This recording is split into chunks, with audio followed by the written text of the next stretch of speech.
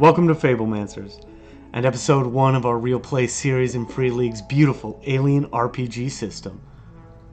Thanks for joining our table as we gather to tell the first of our 6-part story, The Deeper Blue.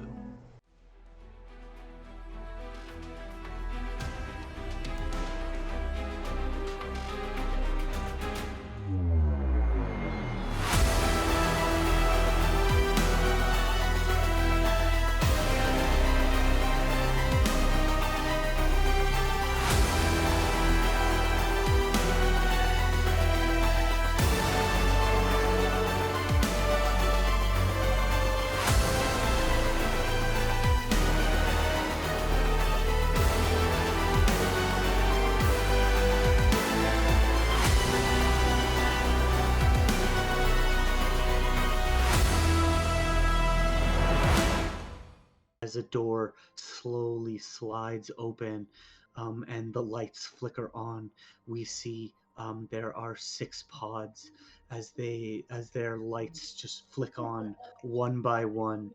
You just see these people contained inside amidst hypersleep, right on the screen of the thing itself. You can see that there are prompts coming up. Message received. Attention. Priority captain. Um, automatic.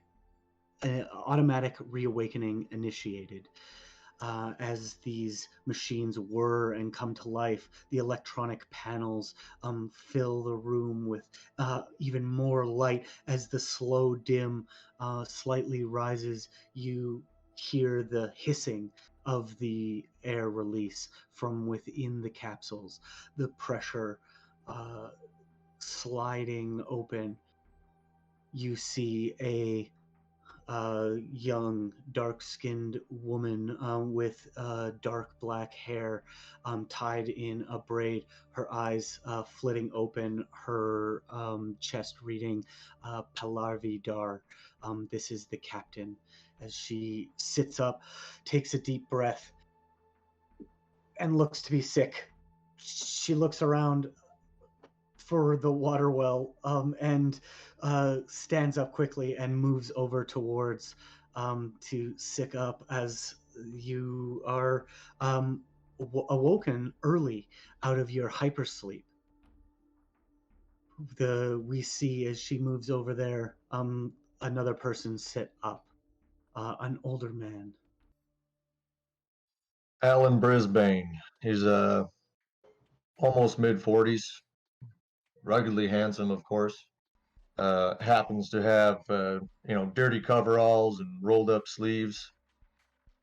But you notice that he is a working man and is very connected with the ship and has been a part of it for some time now.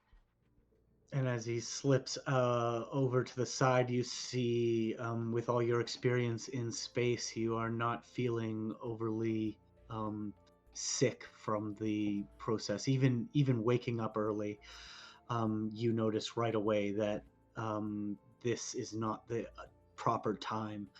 Instantly, your brain goes to the lower decks.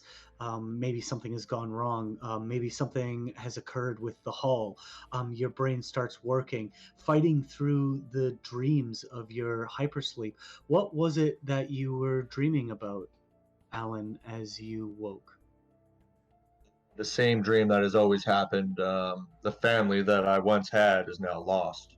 I've been in space traveling for decades, and I've lost my family because of it. Um, Sleep and not nightmares, but an uncomfortable feeling that something is never right, and there's always a, a regret that has been on my shoulders for some time, and it's been a lovely daughter that I used to have, who has been gone for some time now, and I still wear a bracelet that she made when she was 5 years old. It's weathered and dirty and It's not the same and as bright as it used to, but I still hang on to it for a little light of hope. And as you turn that over in between your fingers around your wrist, it's time to get to work. You pop up and immediately head over to your locker to start to dress. And as we turn around, the door sliding open, the bright lights just filling your eyes. Yeah, so I think Winnifred is used to all the feelings of like all the sort of like medical things that happen here. I think this is probably her first time in hypersleep, so she's probably a little bit disoriented, but is definitely acting like she's not, and is like doing that thing where she's like holding back the gags. Um, and she sort of looks around, I think confused. I think she was dreaming. And it was confusing and like one of those dreams that it wasn't like coherent and makes sense a lot. She was dreaming of like moments in medical school and like showing up to a test without knowing any of the answers and starting her first day on the ship and she forgot to wear pants and things like just like the general sort of like worrying dreams that people have, all mixed in with like images of her parents and images of Alexi and a strong determination that no matter what those dreams were, this is where she was supposed to be and she had to do all those things to get here, and she will fight down that sickness until she can find a bathroom and throw up on her own with no one looking. She looks she's quite young, like probably about like 19 or 20. And she is she has like a med kit that's right beside her pod, I guess. She's got a sort of like cropped short black hair that looks like it was maybe like shaved at one point, but now it's sort of like they've been asleep for a while, so her hair's grown out a bit. And it's sort of like more pixie cut now. She's got a very like pixie-like face, looks like young and cute, but has very serious eyes and strong eyebrows. I wrote strong eyebrows. Serving that eyebrow game. Yeah. And with that, you head over to your locker. You grab your med kit. Maybe take a little some for yourself. You had prepped before you went in, just to stave off that initial sickness. You really wanted to make an impression on your new crew. You see Alain looking over to you, kind of like, not bad. The captain, kind of wiping her face, looks up and just like, well, friends, it looks like we've ran into a spot of trouble. We've all woken up a bit early, and I'm off to Mother to figure out what the fuck is going on. Alain, please run a systems check. Winnie, can you please just give the rest of them a look over, make sure everybody's okay. I'll be right back. And she nervously kind of heads off. This captain is very young. She's made a very good name for herself. So something happening on a job this massive, this important for all of your careers is, very much weighing on her. You can see that she's taking a point of stress. You also see a few other members of your crew waking up. You see Quentin, who is one of he's the first officer under Pahlavi Dar. He is a fairly like light skin, kind of gruffy beard, floppy like long hair on top, shaved sides, kind of this like long, lanky young man, probably in his like early 20s. You also see the other mechanic, Skylar. This is Alan's young apprentice, ringing in only at about 23 years old. He's got a lot to learn. He's kind of this like a long-haired blonde guy. It's all like pulled back. He's very, very fit. His like under his like Hypersleep underwear is name brand only. Kind of a very cut from the clean cloth, stands in contrast to him barely getting out of the bed before he gets sick, all over the floor. You also see Oh. another of the officers, the legal liaison, Cammy, another young prodigy, not too unfamiliar as yourself, Winnie, from the from the fresh out of the academy, looking to explore space, and you just see her quite collected. Surprisingly, you weren't quite, no, she's a very small, petite woman, um, who is very inexperienced. She kind of brushes herself off, and keeps it Does she look together like she's very, faking very it well. like I am? Um, maybe give me an observation check or Sure. medicine if you want. I guess medicine. I'm definitely like she's definitely going around like patting the hot boy on the back Hmm. and like doing some like checking vitals and stuff. So I'm she'll take a I'm peek. good. I'm good. I'm. Oh, okay. Definitely, like she definitely goes like, oh, and like holds it down. um, and she moves along. Yeah. Okay. Let's see. Observation. So I Observation or have medical. or medical, right? Sorry. So I have a 3 in medical aid. Hmm. I roll So that'll be 3. it would be your empathy plus your medical aid. So those add Oh, together that's when you so use your many skills. dice. Dang. And Okay, so if you that's don't 8 have, dice. yeah, hell, oh geez, yeah, you're only needing one success.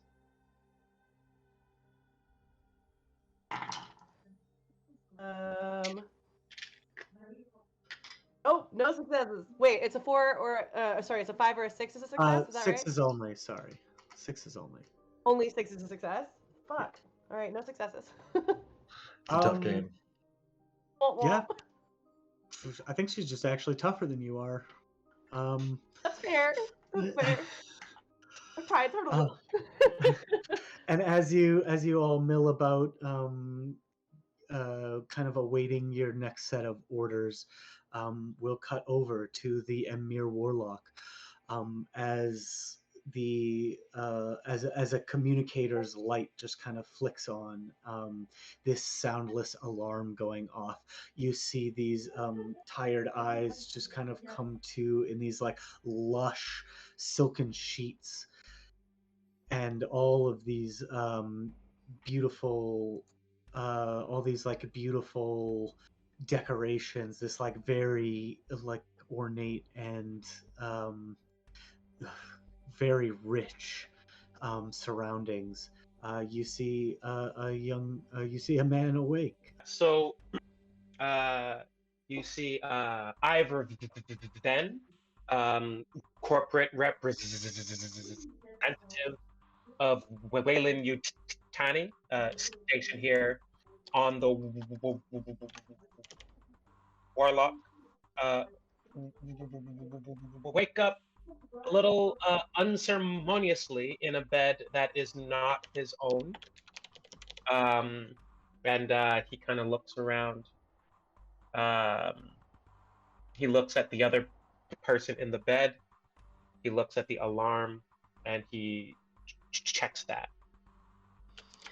Yeah, you push over the alarm as not to wake this person in the bed. You see this like long-legged, like tall and wide-hipped woman, just almost like pull the silken sheets kind of over her head, as you just hear her like, "Better get the fuck out of here. Get us both in trouble." I know the drill. Starts picking up his clothes. Turns on the coffee matic, because there's no way he's walking out of here without a cup of Joe. And she like rolls over. "Bring my cup back this time, you fucking heathen." I brought my own. I left him here.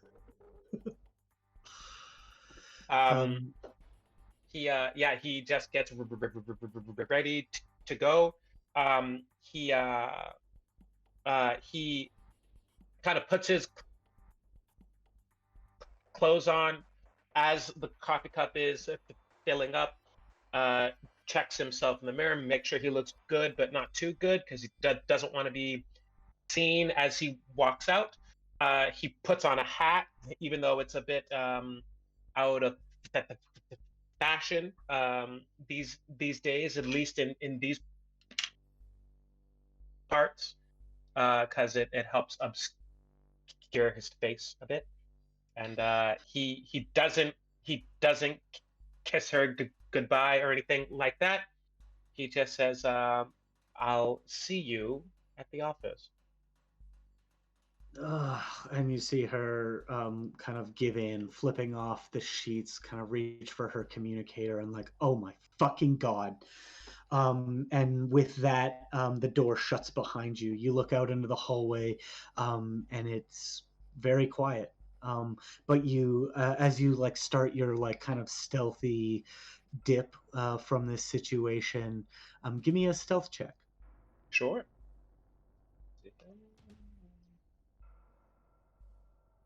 You'll have a +2 die on this because Okay. this ain't your first time. One success. Yeah, and with that, you kind of like catch yourself right as a group of 2 of the workers, like, I don't know what, like, it's just, I don't know what's going on. Like, just get your ass in gear, and they just kind of like pick up the pace as you just press yourself up against the wall, and kind of drop in behind them and pull out your communicator as if you've been just following them behind the whole time. They just kind of casually look back and think nothing of it. A clean getaway. And as that the thought does cross my mind that I do need to fix my life. Like, this can't keep happening. But and you absolutely know it quickly passes. Yeah, but there is one thing that lingers as you start opening your communicator. You did it just to like kind of keep your head down and try and remain a little bit recognizable. There are about 73 people awake aboard the Warlock station. As you know, that there's about 45 employees and their families, and those 45 employees stay awake during the course of the transition in order to ensure nothing goes wrong, or if there's any kind of hiccups in. You're also a part of that. So for the next, you were slated to stay awake for 5 months. You know that it's only been 3 months, but you see several messages from Waylon Yutani, your corporate overlords, and like very like attention. And as you open them, you feel the whole station just start lurching, and enter a voice coming over the intercom. You recognize as Desmona, the woman you just left, and governor of the Warlock station. You hear her morning time voice as she sips away on coffee, saying, "Hold on, everybody, grip up." And the whole station just kind of lurches. And as you reach out and grab, we'll cut back to Alain. As you slowly wind down the engines, give me a heavy machinery check, please. You got it. I got lots for that. 2 successes. Amazing. Yeah, so you take that with all your experience, you manage to just like wind down the engines and come to a slow, compensating for the weight of the Warlock station. You almost like enter a slight spin, and we see that as you like lurch and spin, we see that perspective shift and change as in the bridge coming into view is a planet, a blue rock shrouded in gray and silver clouds, just furiously mixing and churning. This looks to be an ocean planet coming up on your scopes. Over the intercom, you hear the captain. Nice one. That's why we pay you the big bucks. Well, looks like the governor is calling us to the station to find out where the hell we are. Not looking forward to this. So, meet us in the airlock, everyone. Tyler, get your button gear. As you guys walk out into the like off the Celiaaradon, you feel that like kind of artificial gravity created by the Celiaaradon kind of be overtaken by the slightly higher gravity of the station. You feel your feet just kind of sink in as Captain Dar presses on.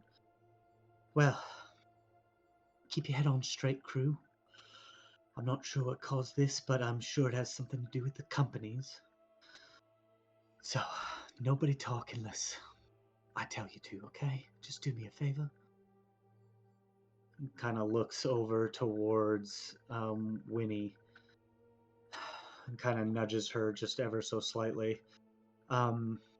You guys all enter on, and as you step on, you see Ivor stepping down, kind of like taking a position on the stairs a little bit above everybody, and next to him, another woman fall into place. You recognize this Ivor as Amanda Carthridge, the representative for Three World Empire, and your counterpart. She's a woman of great resolve and great repute. She has sealed many more deals than you have, and this job that you've been sent on to, what is effectively try and lobby the governor into siding with Wayland Yutani and the United Americas when it lands in its destination of Lena 349, which is a planet on the borders of the frontiers that is currently occupied by the United Americas military and Marine Corps, but is and supposed to be by law controlled by the Three World Empire. You know that these stations are trying to remain free, free of corporate control, but often don't get that chance as lobbyists like yourself come to acquire these assets. She falls next to you. Good to see you're awake. I say, Carthridge, I assume you don't sleep at all.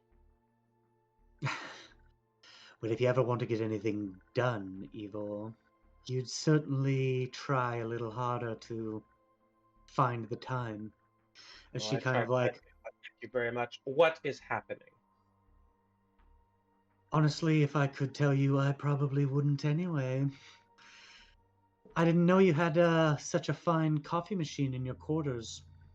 And she kind of steps past you and to the bottom of the steps, starts carving through the crowd towards Desmona, who steps out in the middle.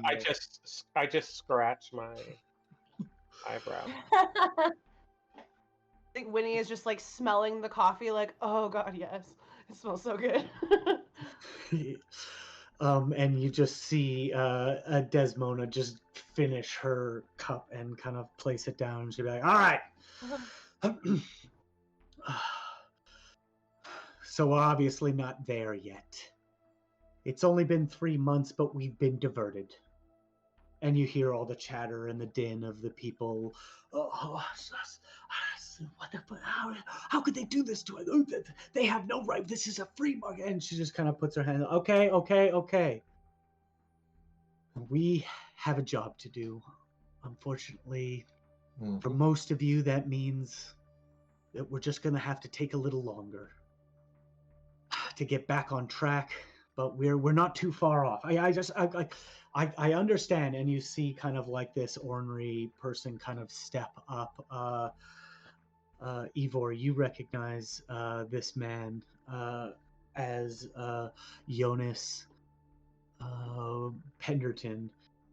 He's kind of like the de facto like union leader on this mission, and has been a proponent for the Three World Empire.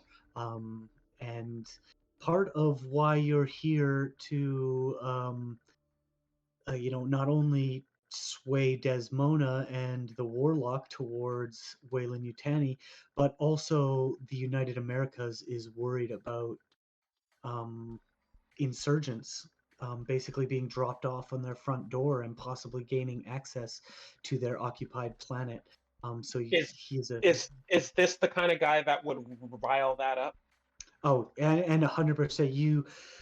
You see next to him are three of what you can only describe as his goons. That just follow him around everywhere. And he just kind of like, this is in direct violation of our agreement. Desmona, I am holding you in contempt. And she just puts out a hand like, this is not the time for that. Jonas, just take a seat, okay? And listen like everybody else. We're all getting the same information here. I'm trying to bullshit. And he starts talking, and you see a few of the crowd kind of turn to him and almost seem to like form their own circle, asking, what's going on? What's going on? And Desmona just kind of like waves a hand and turns to Captain Dar. Your crew is gonna have to go down there. I know. They ordered it, and I'm not talking about just one or the other. I'm talking about all of them ordered it. This is the law. And Dar just kind of looks at her like, you mean they've received a distress call. And by law, not by decision, not by influence, not by lobbying or any other reason, we are obligated to go down there. But with that being said, Captain Dar, we won't be letting our interests go unmet. We'll be sending representatives from our team down alongside you, including one of our guests, and kind of holds out a hand. Ivor, Venn, you have been named as an interested party in this endeavor. Please step forward. Captain Dar just kind of like measures you a little bit. You see a lot of common distrust, especially with young people and the corporate types. You just kind of step in beside. I lean into it a bit. My posture is like really good. Each step I make makes a sound. It's that like nice heels on like hall floor. You all see I think if Winnie sees, sorry, I think if Winnie sees that like the captain's being kind of rude, I think she'll step forward and like shake, or like put her hand out to shake Ivor's hand. Hello. Sort of gesture, welcome to the crew. Thank you for having me. Some of you actually recognize one another from before you left port. There was a single night of shore leave where some of you actually had the opportunity to kind of intermingle before the Celiaaradon crew went into hypersleep. You guys had a pretty good night of partying, and you, Ivor, recognized Winnie as somebody that was very gracious that night, and you two talked at length a little bit about your journey through Weyland and some of your storied past. That Winnie would have been very like curious, and like when you talk to her, she's very good at making you feel like what you're saying is important. which I think would really go well with your personality. And so like she was like very interested. You would know that this is her first time out in space, and she was just looking for like anything that you could share, like words of wisdom or anything. So just like really getting you to just talk about, you know, anything you want to share, any of the stories you want to tell. She was super all ears for it. So I imagine that made them pretty good And I friends. think, and I think in turn, Ivor would recognize Winnie's like intelligence and Mm.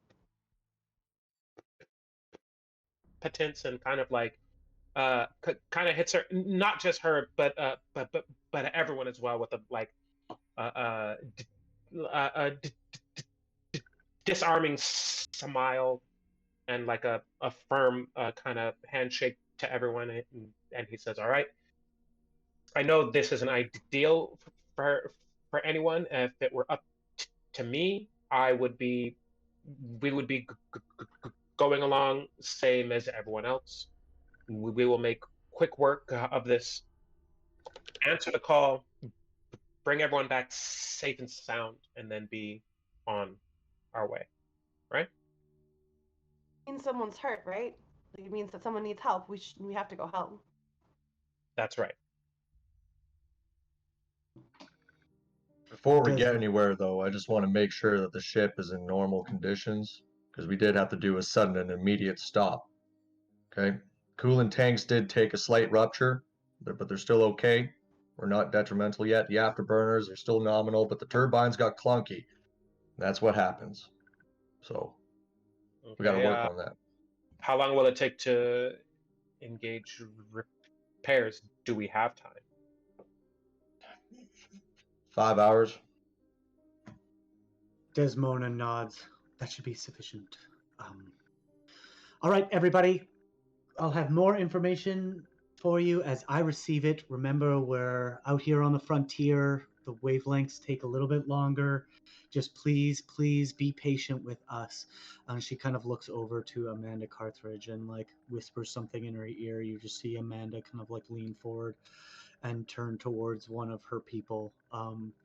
You see a like kind of like large almost like ex-marine type lean, like kind of step forward and kind of like nod, look over to Captain Dar and just kind of like shake her hand firmly and kind of step over onto your side.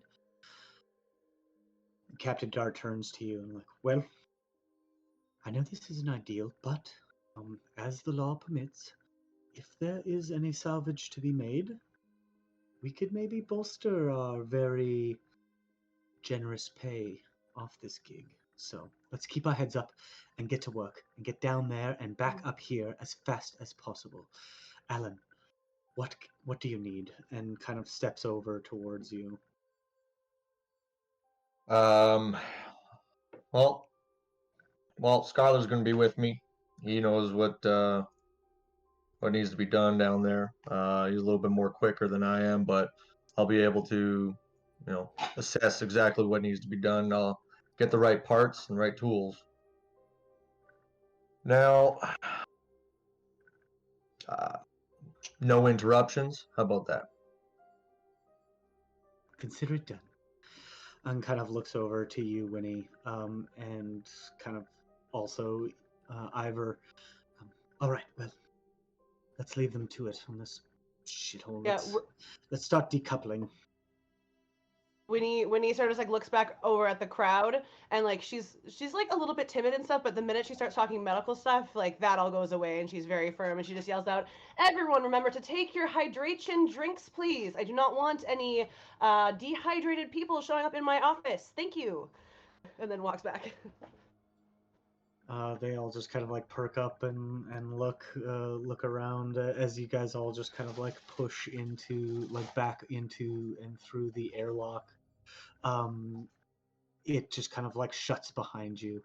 5 hours later, after some work of decoupling the Celiaaradon, it just slowly starts to engage. Captain Dar sits behind the pilot's seat and starts advancing the ship forward. You guys are preparing for re-entry or entry, I suppose, into the atmosphere of this planet. Um, you guys learn that this planet's name is EX731. It really rolls off the tongue, doesn't it? um, also known as Bartholomew's Bastion, named after the rig that you've learned about. And as the ship kind of decouples, we just see that like wide frame just kind of like growing wider as the Celiaaradon pulls away from the warlock as it's entered in a planetary orbit. So it will orbit the planet every 8 hours, in which you can rejoin it in what's assumed to be about 24 hours. Is there anything that anybody would like to prepare before we descend to the planet? Ooh. I'm gonna roll because I forgot to for the how many doses of Noprolieve I have. Mm-hmm. Noprolieve? I don't know how to say it. Naprolieve, yeah. I've got 6 doses. Hell yeah. Oh, a party. That is a party. I've got that. She's gonna like, I think go back to her room and like, like click open the button on the wall that pops the sink out of it and like brushes her teeth and like scrubs her face a little bit. And like looks out the little porthole window at the planet sort of going around. This is her first time like going onto a new planet also, so I think she's worried. So she's gonna reach into her pocket and just like grab onto this little woven bag, and just like play with it. Her fingers know it very well, and just sort of like worry on it for a second, and then just go and get my med kit, get everything I might need, and go meet wherever I'm supposed to be going. Alan's pretty much keeping it calm, watching all the levels, making sure that the deflectors aren't burning up, kind of just bouncing a rubber ball, not even looking at the gauges, and just knows it by the back of his hand. Mm-hmm. Yeah, going off a sound at this point. Mm-hmm. Like if Kaylee and Jane had a baby. Yeah, that was exactly what I said. Let's see. I think I'm just gonna go check in at the office, make sure kind of everything is in order. Make sure that that I am that when I do go down there, I am representing the company properly. So I'll check in with Amanda. And she just kind of looks over to you like, to think they would send you down there. And not you? I was offered, but I'm got more resources at my disposal here. I don't think I need to risk a great company asset like myself going down there. But this is a perfect opportunity for you. He kind of like, he strokes his chin and says, it sounds to me, Cothridge, like you're afraid.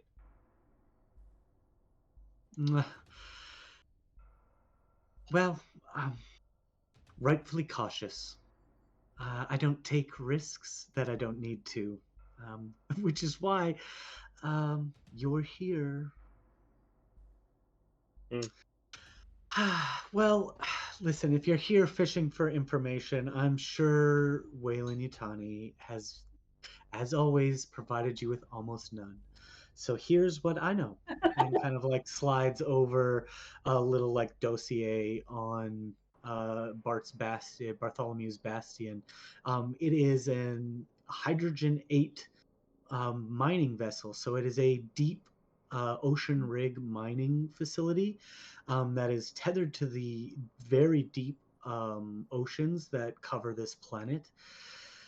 You know that it descends about 24 kilometers below, and those incredible pressures actually have begun to form what's known as hydrogen glass.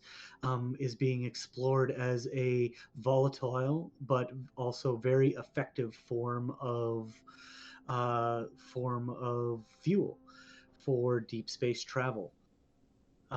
The project as you read on has kind of hit a dead end. Just the general costs and what seems to be the limited supply has drove up the what's known as H8 glass, or just glass, has driven up that price so high that it's no longer cost effective. And the corporation Camorra Oh yes. Mining has pulled their lease on this rig and is in the process of collapsing it, and getting it out of here.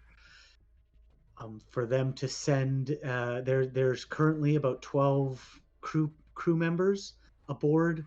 They also have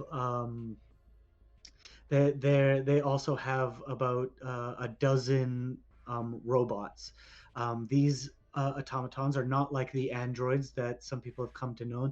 These are very simplistic robots that are often kind of referred to as booters, because they can only do one simple task, and if too many complications like pathfinding comes up, they just stop and reboot.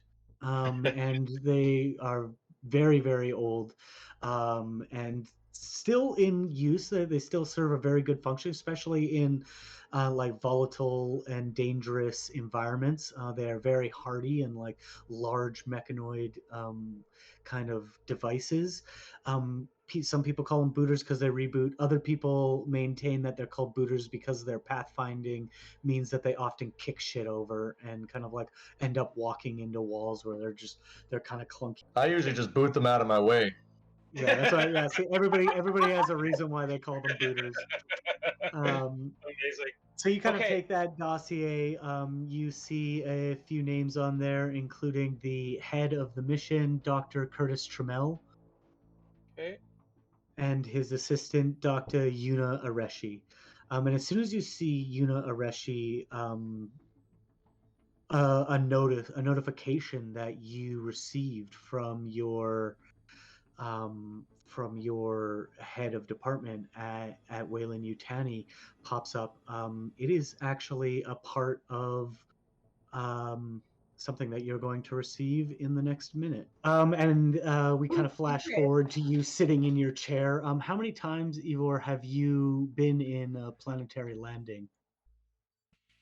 I want to think that like that banter back and forth with Amanda wasn't completely unfounded. I'm kind of known for being like a field rep for the companies, and I'm good at and so yeah, I would say like I'm still like new at it. I'm still hungry for it. So I don't know, maybe like 1d6 times I've been I've done Right. 1d6 drops. So I've done 3. Amazing. So you're holding it together pretty well. You can understand all the readouts as Captain Dar just kind of deftly pilots. You feel the like turbulence growing. All systems are a go. All systems are check. Everything is coming in clear as you kind of break through the like violence of the atmosphere. You look around to see a ever-expanding ocean. The sun just hangs over the horizon. You're not quite sure if it's set coming or going, but shortly it doesn't matter as much, as the ocean kind of mixing before you in this like violent waves, and then other parts are calm as you get closer and closer to this small little dot that just kind of punctuates what otherwise is this almost like sapphire blue canvas that just kind of undulates and waves and moves, blowing along with the wind. This Celiaaradon is a relatively large ship, although you do feel some of the like sways. You just see Captain Dar just pressing a few buttons like, looks like we're good to land, so prepare yourselves. I say as I'm kind of like holding on, I'm like, oh, Cameron would love this. I'm just like gripping my feet, white knuckled, and trying really hard to look like I'm not scared shitless. I'll hit the intercom and I'll tell Captain Dar, just slow it down to about 13 knots. Okay, we're burning up a little hot down here. Copy that. Taking it down 13 knots, and starts to decelerate. And as she does, just give me a comm check, tech check, Alan. For that. Oh boy, I only have 3. Oh, 1 success. Nice. That's all you needed. As you notice a very interesting reading pop up as you kind of like bounce the ball. You just like catch it and stop, and in your peripherals you look over to a screen. You kind of like bring it up, making it larger, pressing a few of the like buttons around the console. You see this like huge energy spike building up from underneath the water. It looks almost like it's reading a lot like a weapon system. And as that thought crosses your head, you hear something that just kind of grows louder and louder, stemming from the computers. Mm-hmm. It's a type of radiation. This like klaxon alarm rising. You hear the captain just kind of shout out, what is going on? What is that? And you recognize a weapons lock. As that energy spike is released, the captain just veers off.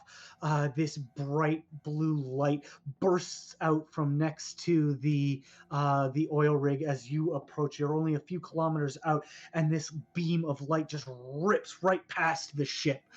As she kind of like attempts to correct for it, she calls out, "A little help!" Is there anything anybody would like to do to attempt to help your captain avoid the next energy blast you see as it starts building again? It's not me. I don't have piloting, but I'm agile. I don't know how I would help. I'd be able to flip some switches and give her enough energy to the momentum of the direction where she needs to go. I know precisely the maneuvers that she's trying to attempt, so I'm able to give her that much more thrust where I can shut down other systems so it doesn't overburn. Nice.